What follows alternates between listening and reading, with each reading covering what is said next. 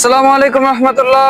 প্রিয় বাগেরহাটবাসী এবং আমার সম্পৃক্ত বন্ধুগণকে সবাইকে জানাই আমার পক্ষ থেকে সালাম এবং অভিনন্দন। আমি আব্দুল আল কাফি। আমি আজকে এসেছি দক্ষিণবঙ্গের সর্বকৃত বাগেরহাট জেলার সাইনবোর্ড বাজারের সম্পৃক্ত গোয়ালমাঠের পাশে যে প্রাক্তন জমিদার রায় বাহাদুরের বাড়িটা আছেন, যেটা প্রাক্তন হয়ে আছেন এবং পরিত্যক্ত বাড়ি পরিণত হয়েছে যেটা। তো আজকে চলে এসেছি, ভিডিওতে থাকবে প্রাক্তন জমিদার রায় বাহাদুরের বাড়ি সম্পর্কে আলোচনা এবং তার জীবনী সম্পর্কে আলোচনা। তো আমরা আর বেশি কথা বাড়াবো না, প্রিয় বন্ধুগণ চলে আসুন, দেখতে থাকুন এবং জানতে থাকুন রায়বাড়ি এবং রায় বাহাদুরের ইতিহাস। তো আমরা এখন চলে এসেছি পরবর্তী ভিডিওতে। আপনারা দেখতে পাচ্ছেন রায় বাহাদুরের যে অত্যাচারী জমিদার ছিল, আমরা যেটা শুনেছি ইতিহাস থেকে জানতে পেরেছি যে তিনি একটি অত্যাচারী জমিদার ছিল এবং তার বিশিষ্ট কক্ষ ছিল এটা, এবং দেখলেই বোঝা যেত যে সে একটু শৌখিন টাইপের ছিল। এর সাইডে যে আপনার ইটের দেওয়ালগুলো ছিল সেটাও এক পর্যায়ে ধ্বংসাবশেষে পরিণত হয়ে গেছে, কারণ এটার ভিতরে আসলে কিছু নেই, এটা ধাক্কা দিলে অথবা এগুলো পড়ে যাবে। কারণ আসলে যে ইউনেস্কোর যে যদি এরা চাইতো হয়তোবা এটা জাতীয়ভাবে সংরক্ষণ করতে পারতো, তবে আসলে এটা আসলে তারা সেভাবে গুরুত্ব দেয়নি, যার কারণে এটা আসলে ধ্বংসাবশেষে পরিণত হচ্ছে। তারপরে তার একটা তৈরি করা একটা পৈশাচিক নিয়ম ছিল, যদি কোনো ব্যক্তি বিবাহ সম্পর্কে জড়িয়ে থাকে তাহলে প্রথম রাতে তার স্ত্রীকে তার কাছে দিতে হবে। যদি কোনো ব্যক্তি কাজটা না করে থাকে তাহলে তাকে তখন তার প্রাপ্ত মাসুল তার জীবনের বিনিময় হলে দিতে হতো বা তার শরীরের বিনিময় হলেও দিতে হতো এভাবে। এবং তিনি যখনই মনে করতেন যে তার কোনো কিছু একটা প্রয়োজন আছে, কোনো কিছু একটা তাকে দিতে হবে, তখনই তিনি মানুষের উপর শুরু করতেন জুলুম। এবং গরিব যত কৃষক ছিল বা চাষি ছিল যারা দিনমজুর করে খেতেন, তাদের কাছ থেকে তিনি চড়া মূল্যে খাজনা আদায় করতেন। এবং যদি কোনো ব্যক্তি খাজনা দিতে অস্বীকার যেত, তখন ওই ব্যক্তির উপর চলে আসতো জুলুম এবং নির্যাতনের প্রথম স্টিম রোলার। ঠিক যেইভাবে একজন জমিদারের কলঙ্কিত ইতিহাস থাকে, ঠিক সেইভাবে রায় বাহাদুর তার জীবনের একটি অধ্যায়কে কলঙ্কিত করে রেখে গেছে এই বাগেরহাটের দক্ষিণবঙ্গের ওয়ার্ল্ড হেরিটেজ স্বীকৃত বাগেরহাটের সে মধ্যস্থান, যেটা সাইনবোর্ড বলে থাকি আমরা, সাইনবোর্ড বাজারের গোয়ালমাঠে অবস্থিত সেই রায় বাহাদুরের, যার কথা আপনাদের এতক্ষণ বলছিলাম। এবার চলে আসুন, আপনাদের প্রত্যেকেরই জানা থাকে প্রত্যেকটা রাজা জমিদার, তখনকার যুগে তো স্মার্টফোন বা কোনো তখন টিভি ছিল না, কিন্তু তাদেরও তো বিনোদনের একটা ব্যবস্থা থাকতো বা তারাও মানসিক কোনো প্রশান্তি খোঁজার চেষ্টা করতেন। ঠিক তেমনই আর পাঁচটা রাজা আর পাঁচটা জমিদারের মতনই জমিদার রায় বাহাদুরের একটা মজমাখানা ছিল। চলে আসুন, সময় না নষ্ট করে আমরা চলে যাই ভিতরে, যেটা এখন পরিত্যক্ত অবস্থায় পড়ে আছে। ছোট কয়েকটি রূপ বিশিষ্ট একটি মজমাখানা ছিল, যেটা বহু বছর যাবৎ, আজ থেকে অনেক বছর হয়ে গেছে, মোগল সাম্রাজ্য আমলে এই মজমাখানাটি তৈরি করা হয়েছিল। এবং এখানে জমিদারের যে খোঁজ সময়টা ছিল, যখন তার মনটা খারাপ থাকতো বা তিনি যখন প্রহার করে আসছেন, তার শরীরের যত রাগ গুলো ছিল সেটা নিবারণ করার জন্য তিনি এই যে প্রাক্তন পড়ে আছে যে মজমাখানাগুলো আছে, এই মজমাখানায় তিনি এসে তার সময়গুলো ব্যাহত করতেন। এবং এখানে বিভিন্ন রমণী বা রূপসী, আমরা ইতিহাস থেকে যা জানতে পেরেছি যে রমণী এবং রূপসীদের দ্বারা তিনি আকর্ষিত হতেন, তাদের নাচ গুলো দেখতেন, বা তিনি ওই যে শরবত বলে বা মদ্যপান বলে এই ধরনের নিশাদ্রব্য তিনি ব্যবহার করতেন। ইতিহাস থেকে যতটুকু জানা গেছে, এটা মোগল সাম্রাজ্যের আমল থেকে প্রাক্তন জমিদার রায় বাহাদুরের মজমাখানা ছিল। এবার চলে আসলাম জমিদার মহলের উত্তর সাইডে, যেখানে কিছু জালনা এবং দরজার মতনই প্রলেপ দেওয়া, কিন্তু আসলে দরজা নয়, এটা একটা ডিজাইন, যেটা ছিল জমিদার মহলের পিছনের একটা আকর্ষণের একটা দিক, যেটা আসলে মানুষ মনেই করতে পারে যে এটা এখানে একটা দরজা ছিল। এবং এই জানলাগুলো তখনকার যুগে সেগুন কাঠের তৈরি করা, দেখেই বোঝা যাচ্ছে, যতটুকু যা বোঝা যায় যে সেগুন কাঠের তৈরি করা, কিন্তু জানলাগুলো অনেক শক্তপোক্ত ছিল। বর্তমানে এটা আসলে সংরক্ষণের অভাবে নষ্টের পথে চলে গেছে। জমিদার রায় বাহাদুরের এত বিশ্রী একটা জীবন কাহিনীর অবসান শেষ পর্যন্ত কোথায় গিয়ে দাঁড়িয়েছিল, কোথায় গিয়ে হয়েছিল, এগুলো যদি জানতে হয় তাহলে চোখ রাখুন এবং চলে আসুন আমাদের সাথে। সুপ্রিয় দর্শক মন্ডলী, আমরা চলে এসেছি, এবার আমরা জমিদার মহলের ভিতরের দিকে যাওয়ার চেষ্টা করবো এবং জানার চেষ্টা করবো। তবে সব থেকে একটা লজিকপূর্ণ ব্যাপার হচ্ছে কি, এখানে এমন একটা ব্যাপার যে এখানে গ্রামের মানুষের মুখ থেকে শোনা গেছে বা এখানে যারা বসবাস করেছে তাদের মুখ থেকে জানা গেছে এখানে দুটো সাপ বসবাস করত। এবং এটা জমিদারের আমল থেকে এই দুটো সাপ নাকি পোষা ছিল, কিন্তু আসলে মানুষের মুখে শোনা বা এটা কুসংস্কার বললেই বলা যেতে পারে, তবে আদৌ ছিল কিনা জানা নাই, তবে মানুষের কাছ থেকে এটা শোনা। তো দেরি করবো না, চলে আসুন আমরা ভিতরে মহলে প্রবেশ করি। মহলের সিঁড়িগুলো ছিল প্রশস্ত এবং চতুর্ভুজ আকারে, ত্রিকোণ আকারের, আপনার চাঁদার মতন করে। এবং আপনার তখনকার যুগের যে টাইলস গুলো ছিল, তখনকার টাইলস তো বর্তমান সময় টাইলসের মতন করে তৈরি করা হয়নি, কিন্তু তাদের টাইলস গুলো ছিল ঠিক একটু অন্য রকমের, ন্যাচারাল যেটা বলা যায়। তো এই জমিদার মহলের মানে যে বিম গুলো ছিল, আমরা যেটাকে বলি বিম বা ফিলার, এই পিলার গুলো সূক্ষ্ম ডিজাইন দিয়ে তৈরি করা, মানে ইট দিয়ে এবং মাঝখান থেকে কিছু কারুকার্য, পাথর মাটির কারুকার্য দিয়ে তৈরি করা হয়েছে। মানে জমিদারের আশ্চর্য ব্যাপার হচ্ছে এই জমিদারের এই বাড়ির যে আপনার ডিজাইন গুলো যখন দেখতে পারবেন তখন বুঝতে পারবেন যে এ যখন মানে যখন যেটা মনে হতো যে আমি এটা তৈরি করব বা আমার এটা মনে শখ আসতেছে, তখন সে সেটা তৈরি করতোই এবং সেটা বাধাগ্রস্ত করার মতন তখনকার ক্ষমতা কেউ ছিল না। এবং ঠিক এইটার থেকে একটু আলাদা টাইপের ডিজাইন গুলো, কিন্তু নিচের থেকে একই, মানে একদম বিম গুলো ছিল। এবং এখানে একটা মজার বিষয় হচ্ছে যে এখানে একটা প্রশস্ত করে রেখেছিল, কিন্তু যখন ইতিহাস থেকে জানা গেছে যে এখানে প্রশস্ত করার মূলত কারণ হচ্ছে এখানে তখন দাঁড়ানোর মতন একটা পজিশন, মানে জমিদার যখন বিকেল বেলাতে এখানে বসতেন বা উপরে বসতেন দেখাবো, তখন হচ্ছে এখানে এটার সে পাতের মতন, মানে লোহার পাতের মতন কোনো কিছু একটা ব্যবহৃত হতো। তো ঠিক আছে, চলে আসুন ভিতরে যাই। এটা ছিল জমিদার রায় বাহাদুরের বসার একটি কক্ষ, যেখানে তিনি তেনার সার্বক্ষণিক পার্সোনাল বিষয়গুলো কথাবার্তার জন্য ব্যবহার করতেন। এবং যেটা বর্তমানে এমন একটা কারুকার্য খচিত ছিল বা চারিদিক থেকে আটকানো ছিল, বলতে গেলে বলা যায় যে এখানে খুব একটা সময় তিনি ওয়েস্ট করতেন না, তবে কিছু কিছু সময় তিনি এখানে এসে তার যারা সহধর্মিণী ছিলেন তাদের সাথে কিছুটা সময় তিনি ব্যাহত করতেন। চলে আসুন পরবর্তী রুমে আমরা চলে যাই। এটা ছিল জমিদার রায় বাহাদুরের ঢুকতেই একদম বারান্দার রুম। এখানে সাইডে কিছু আসবাবপত্র থাকতো, দুই সাইডে কিছু আসবাবপত্র এবং ওনার তৈরিকৃত কিছু শখের যে আসবাবপত্রগুলো থাকে বা জিনিসপত্রগুলো থাকে সেইগুলো সাইডের সাথে পাশে রাখিয়ে সৌন্দর্যকে বৃদ্ধি করার জন্য তিনি এগুলো ব্যবহার করতেন। এবং ওই পাশেও বারান্দা আছে, আসুন আমরা একটু দেখে আসি। সুপ্রিয় দর্শক মন্ডলী, সামনে বারান্দা ছিল এবং সামনের এই যে জানলাটা ছিল, এই জানলাটা পুরো কাভারেজ আপনার ইয়ে করা ছিল, আপনার স্টিল এবং কাঠের যে অভয়ারণ্য ছিল, সেই কাঠের অভয়ারণ্য দিয়ে এটাকে সম্পূর্ণ ফিল আপ করা ছিল। কিন্তু এখন এটা মানুষের ভিড়ে এবং সভ্যতার ভিড়ে আসলে এটা নষ্টের পথে চলে গেছে। এবং এই সমস্ত জায়গাগুলো ছিল, ভিতগুলো এই পর্যন্ত ছিল, মানে আমরা যতটুকু ফাঁকা দেখছি এই ফাঁকাগুলো ঠিক এই পর্যন্ত প্রশস্ত ছিল, সমান ছিল। এবং এই পর্যন্ত দাঁড়িয়ে বা সাধারণ জানলার একটা খাপ দিয়ে এ পর্যন্ত এখানে দাঁড়িয়ে উপভোগ করা যেত বা তিনি বাইরে প্রবেশ করতেন। এটা ছিল জমিদার মহলের বাইরে মজমাজ, মানে তার অন্য মহলে যাওয়ার একটি রাস্তা।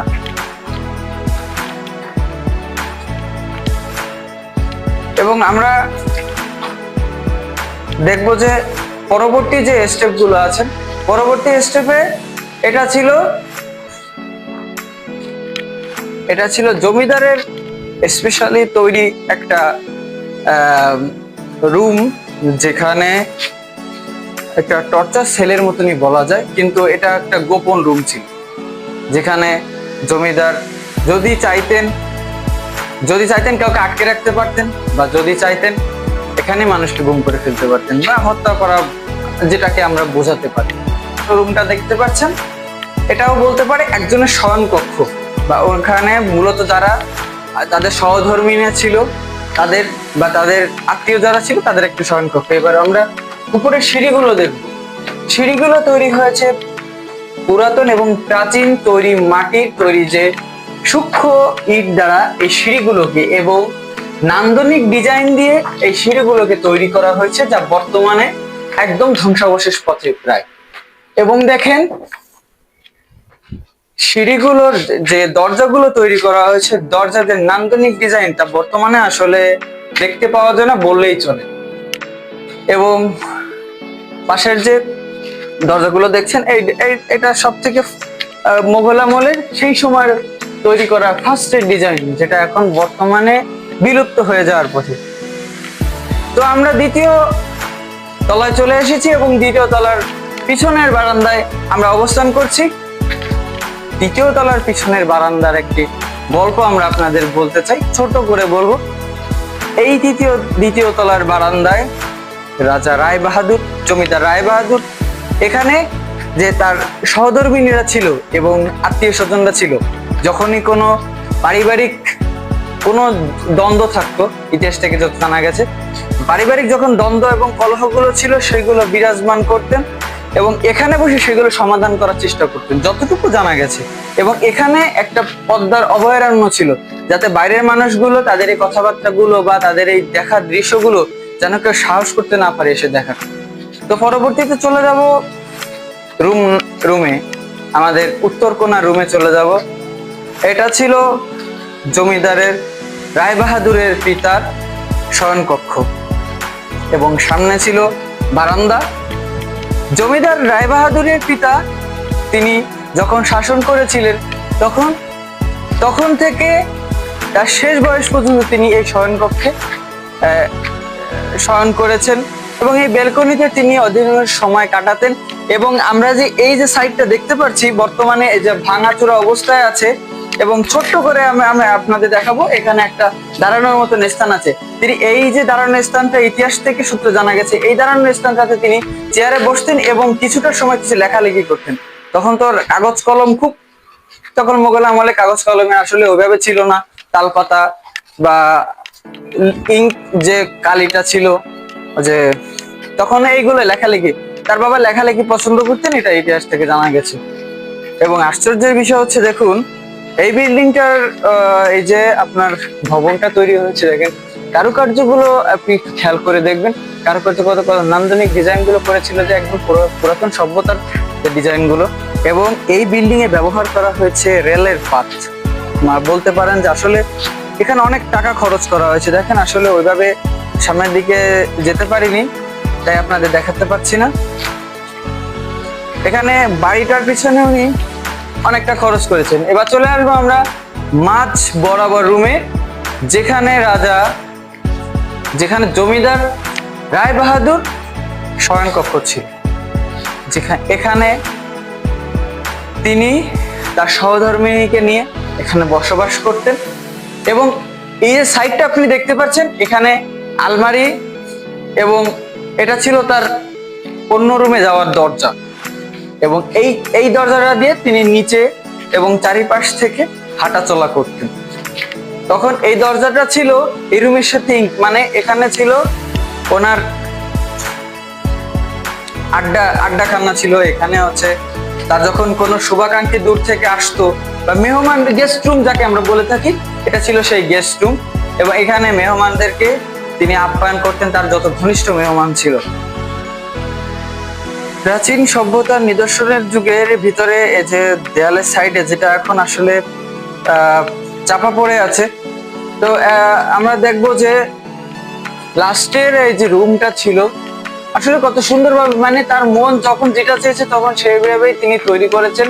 উপরের দিকে একটু খেয়াল করবেন যে উপরের তার যে শ্বেত পাথরগুলো ছিল, স্টিল কাভারেজ গুলো দিয়ে উনি উপরে এমন ভাবে দেয়াল তৈরি করেছিলেন। আসলে এটা অনেক টাকা খরচ করা হয়েছে তখন মোগল আমলে। আর এই যে রুমটা ছিল, এই রুমটা সম্পর্কে আমার সঠিক যতটুকু আমি ধারণা পেয়েছি, এই রুমটা সাধারণ একটা কক্ষ ছিল, মানে গেস্ট রুমই বলা যায়। এখানে কিছুটা সময় এসে তাদের স্ত্রীরা এখানে বসে গল্প করতেন বা তাদের মা স্ত্রীরা এখানে বসে কোনো কিছু তৈরি করতেন, সেলাই করতেন বা কোনো প্রয়োজনীয় কোনো কিছু তৈরি করতেন, এতটুকু জানতে পেরেছি। তো এই ব্যালকনিতে অধিকাংশ সময় ব্যবহার করতেন আসলে তাদের স্ত্রীরা। এবং জমিদার যে রায় বাহাদুর ছিলেন, অত্যাচারী জমিদার যাকে আমরা বলা যায়, সে রায় বাহাদুর এখানে বসতেন, ঠিক একদম সোজা টাইপের সামনের দিকে। হ্যাঁ, অবশ্যই আপনারা ঠিক শুনেছেন, সামনের দিকেই বসতেন তিনি। এটা আসলে একটা অবাককর বিষয়, এটা আসলে বিশ্বাস কেউই করতে চাবে না, কিন্তু আসলে এটাই সত্যি।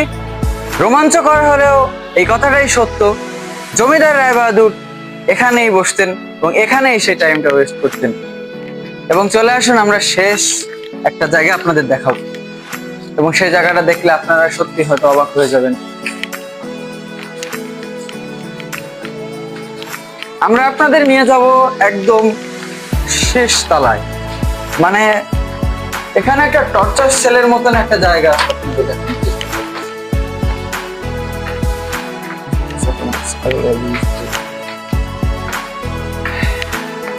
চলে আসুন সুপ্রিয় দর্শক মন্ডলী, একটা রোমাঞ্চকর জায়গায় আপনাদের নিয়ে এসেছি। আসলে সত্যি খুবই রোমাঞ্চকর, এবং আপনারা জানতে পারলে আসলে সত্যি অনেক অবাক হয়ে যাবেন আসলে এখানে কি ঘটেছিল। দেরি না করে আমরা শুনে জেনে নিই এখানে কি ঘটেছিল। এই সেই প্রশস্ত একটা জায়গা, এখানে ইতিহাস জানা মতে এভাবে বেঁধে এবং এমন সময় টর্চারটা করা হতো যখন রাতের আধার ছিল, মানুষ যখন নিঝুম থাকতো, এভাবে বেঁধে টর্চার করা হতো। এবং জমিদার সব থেকে মজা পেতেন গরিবের রক্ত যখন শরীর থেকে ফুলকি দিয়ে বের হতো, সেটা দেখে সবচেয়ে বেশি মজা পেত। এবং এই সেই রোমাঞ্চকর জায়গা। এখানে না জানি কত মানুষকে হত্যা করা হয়েছে, না জানি কত মানুষকে নির্যাতন করা হয়েছে, না জানি কত মায়ের ইজ্জত নষ্ট হয়ে গেছে। এটা আসলে সত্যি খুবই রোমাঞ্চকর ছিল। এবং at the last and final চলে আসলাম আমাদের শেষ একদম সংক্ষিপ্ত এপিসোডে। এটা ছিল জমিদার রায়বাহাদুরের ছাদ এবং বাড়ির শেষ অংশ, একদম উপরে তাদের দেয়ালগুলো ছিল প্রশস্ত একদম উঁচু আকারে, যাতে এখান থেকে কেউ সরাসরি পড়তে পারবে না। এবং ছাদে দাঁড়িয়ে যেন পুরো সাইনবোর্ডটাকে সুন্দরভাবে দেখা যায়, এবং এখানে বসলে যাতে চারিদিকে প্রাকৃতিক সৌন্দর্যকে উপলব্ধি করা যায়, এটার একটা সুন্দর একটা প্রাচুর্য এই ছাদের পরে দাঁড়িয়ে আপনি উপভোগ করতে পারবেন। এবং আপনি দেখতেই পাচ্ছেন যে এখানে দাঁড়ালে পাখির চোখে সাইনবোর্ড বাজার, চারিপাশে মাজেদা বেগম কৃষি বিশ্ববিদ্যালয় সহ বিভিন্ন জায়গাকে প্রদক্ষিণ করা যায়। তো সুপ্রিয় দর্শক মন্ডলী, আমরা গল্পের একদম শেষ এপিসোডে চলে এসেছি। একটু ঘুরিয়ে দেখানোর চেষ্টা করবেন ভাই।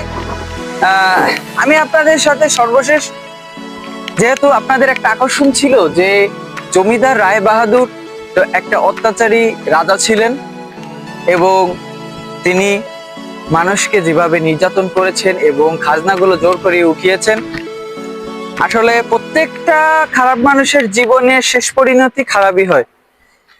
ইতিহাস ভিত্তিক পরিচালিত বা কথিত আছেন জমিদার রায়বাহাদুর যখন নির্যাতন এবং তার স্টিম রুলারের মাত্রা যখন বেড়ে যায়, আস্তে আস্তে যখন আমাদের একটা সময় ধাবিত হতে থাকে, তার বংশরাও আবির্ভূত হতে থাকে। তিনি মারা যাওয়ার পরে, কারণ মানুষ চিরকাল তো বেঁচে থাকে না, তার বংশ পরম্পরা যখন বাড়তে থাকে, 1971 সালে মহান স্বাধীনতা যুদ্ধের পরবর্তীতে আস্তে আস্তে যখন স্বাধীনতা যুদ্ধ সংগঠিত হয়, জমিদার রায়বাহাদুরের পরিবার সহ বাংলাদেশ ছেড়ে ভারতে চলে যায়, এবং সেই থেকে এখনো পর্যন্ত এই বাড়িটা পরিত্যক্ত হয়ে পড়ে আছে। আমরা যদি চেষ্টা করতাম আসলে বাগেরহাটের প্রাচুর্য এবং বাগেরহাট ঘেরা দক্ষিণবঙ্গের ঐতিহ্যবাহী বাগেরহাট জেলার আসলে অনেক পুরাতন ঐতিহ্য বা ঐতিহ্যের স্থান রয়েছে। আসলে আমরা অনেক জানি, কিন্তু সেই ঐতিহ্যের স্থানগুলো কিছু ইউনেস্কো বা জাতিসংঘ এগুলোকে আওতায় এনেছে, কিন্তু অনেক নিদর্শনীয় জায়গা আছে যেগুলো পরিত্যক্ত হয়ে পড়ে আছে। ঠিক এমনই একটি জায়গা সাইনবোর্ড বাজারের গোয়ালমাঠ এর ভিতরে কেন্দ্রীয় রায়বাহাদুরের প্রাসাদ। তো আমি সর্বোপরি বাংলাদেশ সরকারের কাছে অনুরোধ করব এবং ইউনেস্কোর কাছে বিশেষ করে অনুরোধ করব যে সাইনবোর্ডের মতন একটা জায়গাতে সুন্দর একটা রায়বাহাদুরের অত্যাচারিত জমিদার মহল রায় বাহাদুরের রাজপ্রাসাদকে ইউনেস্কো কর্তৃক স্বীকৃত দিয়ে এখানে একটি দর্শকদের বা বিশ্ব থেকে যারা পর্যটন আসে তাদের একটি ঘোরার এবং পর্যটন কেন্দ্র হিসেবে তৈরি করে দেওয়ার বিশেষভাবে আমি অনুরোধ করছি। এবং সুপ্রিয় বন্ধুগণ, অবশ্যই পরবর্তী কোনো এপিসোডে আপনাদের সাথে দেখা হবে, হতে পারে রাতে, হতে পারে দিনে, হতে পারে কোনো সেলে বা ভয়ঙ্কর সেল বা কোনো ঘরের ভিতরে। ততক্ষণ পর্যন্ত সবাই ভালো থাকবেন এবং উপভোগ করবেন, এবং অবশ্যই ধন্যবাদ কমেন্ট করে জানাবেন যে কেমন হয়েছে, এবং পরবর্তী এপিসোডে আপনাদের সাথে আবারও দেখা হবে। তো সবাই ভালো থাকবেন। আল্লাহ হাফেজ। আসসালামু আলাইকুম রহমতুল্লাহ।